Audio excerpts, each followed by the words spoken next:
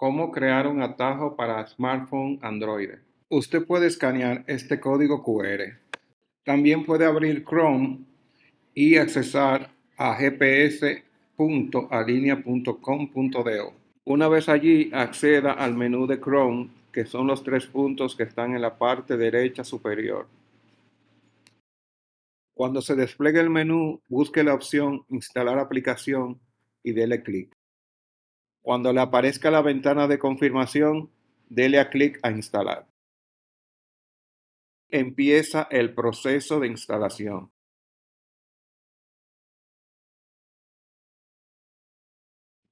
Una vez finalizado el proceso, dele a la opción de abrir.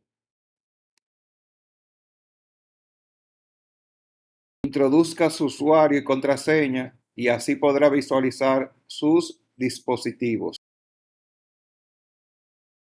De esta forma se visualiza el logo de Alinea GPS en la pantalla de su celular.